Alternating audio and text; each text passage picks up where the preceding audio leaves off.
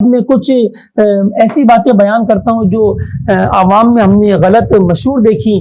وہ یہ کہ ایک بڑی تعداد عوام کی وہ یہ سمجھتی ہے کہ جو سایہ اصلی ہوتی ہے وہ بہت تھوڑا ہوتا ہے. سایہ اصلی بہت تھوڑا ہوتا ہے. اب اس تھوڑے سے کیا مراد ہے؟ کیا تہائی، چوتھائی، کیا مراد ہے؟ بہرحال جو بھی مراد ہے وہ آدھے سے کم ہی ہے، کیونکہ جو نصف سے زیادہ ہوتا ہے اس کو اکثر کہا جاتا ہے، پھر اس کو عقل نہیں کہا جاتا، تھوڑا نہیں کہا جاتا. تو یہ تھوڑا ہی سمجھتے ہیں. اب نتیجہ کیا نکلتا ہے کہ جب ان کو عملی طور پر کبھی وقت اثر ناپنا ہوتا ہے تو یہ ایسے ناپتے ہیں کہ جی پہلے بالش کھڑی کی اور کہا کہ سایہ بن رہا ہے، فرض کیجئے یہاں تک. ٹھیک ہے، میں بورڈ پر آپ کو تھوڑا سا دکھاتا ہوں. ٹھیک، یہ دیکھیے بالش کھڑی کی اور فرض کیجئے یہاں تک سایہ بن رہا ہے، تو یوں ناپا جی ایک بالش اور یہ دوسری بالش، اور چونکہ تھوڑا سا چند انگل اوپر ہے بس یہ سایہ اصلی ہو گیا. کہتے ہیں جی یہ مثل ثانی شروع ہو گیا. حالانکہ ایسا گرمیوں میں تو ہو جائے گا لیکن سردیوں میں کبھی نہیں ہوگا. ناظرین کرام، جب سردیوں میں سایہ اصلی ہی 1 گنا سے اوپر چلا جائے گا، 1.25 گنا اور 1.5 گنا پہنچ جائے گا، تو پھر وہ کیسے ہو سکتا ہے 2.5 بالش میں؟ وہ تو 3.5 بالش میں ہوگا، کیونکہ جب آپ کی بالش کا سایہ اصلی ہی 1.5 بالش ہوگا تو اس کے بعد مزید 2 ہاتھ اور چاہیے ہوں گے تاکہ مثل ثانی کا آغاز ہو. یہی غلطی ہو جاتی ہے جس کی وجہ سے گاؤں دیہاتوں میں بیچارے رہنے والے لوگ جو ہیں، اللہ نہیں ہوتا، عالم تو ہوتے نہیں ہیں، وہ پھر اس طرح کی غلطیاں کرتے ہیں جس کی وجہ سے وہ سردیوں میں عصر کی نماز مثل ثانی سے پہلے ہی پڑھ ڈالتے ہیں اور گرمیوں میں عشاء کی نماز مثل اپنے غروب شفق ابیض سے عشاء حنفی سے پہلے ہی پڑھ لیتے ہیں، جبکہ ان کو علماء نے اجازت نہیں دی ہے. تھوڑا انتظار کر لینا چاہیے. نماز کے لیے انتظار کرنا بھی عبادت ہے اور صحیح وقت پر ہی نمازوں کا اہتمام کرنا چاہیے. ہاں جلدی پڑھنی ہے آپ نے تو ٹھیک ہے، وقت داخل ہوتی اذان دے دیجئے اور 4 رکعت سنتوں کا وقت رکھ کر بس فوراً جماعت قائم کر دیں. لیکن اس کا یہ مطلب تو ہرگز نہیں ہے کہ وقت شروع ہو رہا ہے جیسے ہمارے پاکستان کے بعض شہروں میں وقت شروع ہوتا ہے 9:10 پہ، تو وہاں پر 8:45 بجے اذان ہو جاتی ہے اور 9 بجے جماعت بھی وہ قائم کر دیتے ہیں. ایک KPK اور پنجاب اور کشمیر کے بعض علاقوں میں ایسا ہوتا ہے. اچھا، تو ایک یہ بھی غلطی ہماری سامنے آئی کہ ہم جو ہے وہ قیاس نہیں کر سکتے کہ بس سایہ اصلی تھوڑا ہی ہوگا، بلکہ سایہ اصلی کی باقاعدہ ہم پیمائش کر سکتے ہیں. آئیے اب ہم سنیں گے کہ اعلیٰ حضرت رحمۃ اللہ علیہ جو ہے وہ سایہ اصلی کی پیمائش قدموں میں جو کرتے تھے وہ کیوں کرتے تھے، اس کا طریقہ کار کیا تھا. آج تھوڑا سا وقت زیادہ تو ہوگا لیکن یہ ناظرین کرام کے لیے بھی دلچسپی کا حامل ہوگا.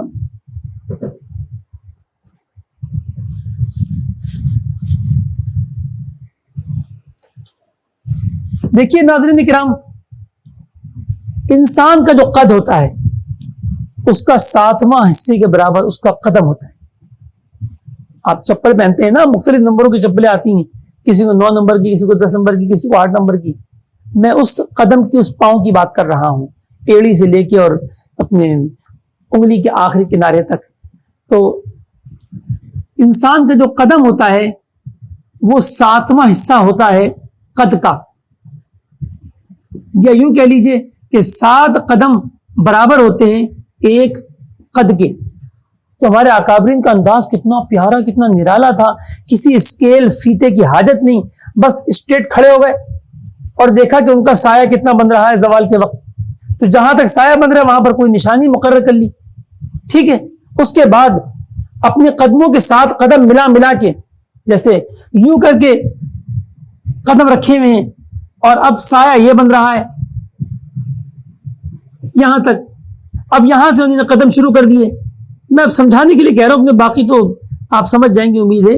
یہ دیکھیں، یہ پہلا قدم، پھر اسی کے ساتھ جوڑ کے یہ دوسرا قدم، پھر یہ تیسرا قدم، چوتھا قدم، یہ قدم سے قدم ملا کے، یعنی ایک قدم رکھا تو انگلیوں کے ساتھ اگلے پاؤں کی ایڑی ملائی تو پھر دوسرا قدم ہو گیا. اس طرح وہ قدم کو جو ہے وہ ناپ لیا کرتے تھے.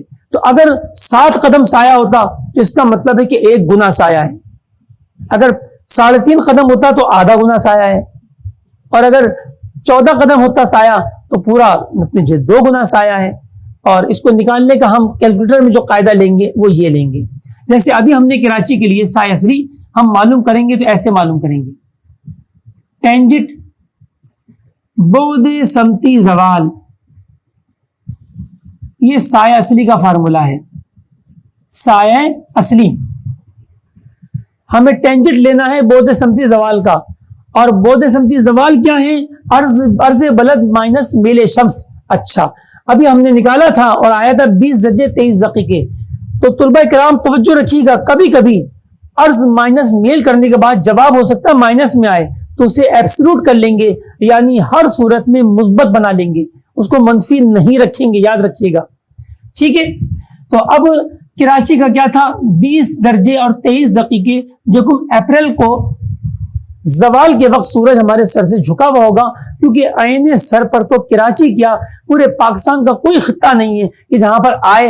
یہ بات میں نے پہلے بھی کہی تھی ناظرین کرام، اب اس کی وجہ آپ کے سامنے آ چکی کہ خط سرطان سے آگے سورج جاتا نہیں ہے، 23 درجے 26 دقیقے شمالی سے، اور پاکستان کا آغاز اس کے آگے سے ہوتا ہے 23 درجے 40 دقیقے سے رن کچ کے علاقے سے، اور 37 درجے تک تقریباً پاکستان پھیلا ہوا ہے۔ ہم اپنے ویسے اجمالاً کہتے ہیں 24 درجے سے 37 دقیقے کے درمیان یہ پاکستان پھیلا ہوا ہے، لہذا پاکستان کا کوئی بھی خطہ ایسا نہیں کہ جہاں پر سورج عین سر پر پہنچے، لہذا ان کے لیے ہمیشہ سایہ بنے گا اور ضرور بنے گا، چاہے وہ تھوڑا بنے یا زیادہ بنے۔ تو یہ کراچی میں یکم اپریل کو سورج اتنا جھکا ہوا ہوگا۔ اب ہم نے کیلکولیٹر سے اس کا درجہ نکالا، اس کا سایہ نکالا، دیکھیے لکھیں ٹینجٹ اور 20 ڈگری 23 منٹ، دیکھیے ناظرین ہمیں حاصل ہوا 0.372، بس 3 حصے لینا کافی ہیں، تو ہم نے دیکھا کہ چوتھا حصہ چونکہ 5 یا اس سے بڑا تھا، لہذا ہم نے تیسرے حصے کو بڑھا دیا، 0.372 گنا، اتنی گنا سایہ بنے گا یکم اپریل کو کراچی میں۔ اگر پرسنٹیج لینا چاہیں تو 100 سے ضرب دے دیں تو یہ ہو جائے گا 37.2%، اتنا سایہ جو ہے وہ کراچی میں بنے گا۔ لیکن اعلیٰ حضرت رحمۃ اللہ تعالی علیہ جو فتح رضوی شریف میں قدموں میں آپ جو بیان فرماتے ہیں وہ کیا چیز ہے؟ اب اس کو 7 سے ضرب دے دیں گے، اس اشاریہ والی نسبت والی یہ سایہ اتنے گنا بنے گا، ہم قدم ناپنے کے لیے کیا کریں گے کہ 3.372 کو ہم ضرب دے دیں گے 7 سے۔ اب دیکھیے کیا جواب آیا، ہم نے اس کو ضرب دیا 7 سے تو جواب آیا 2.604، کیا جواب آیا؟ 2.604۔ اب اس کو ستینی بٹن دبا کے درجہ دقیقہ ثانیہ میں لے لیں تو یہ بن جائے گا 2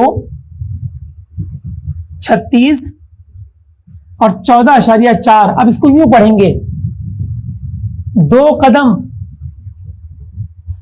اور حصہ وہی دقیقہ اور دقیقے کے 60واں حصہ وہی ثانیہ، تو ہم پڑھیں گے کراچی میں یکم اپریل کو جو سایہ اصلی بنے گا وہ 0.372 گنا یعنی 2 قدم 36 دقیقے اور 14.4 ثانیے ہوگا۔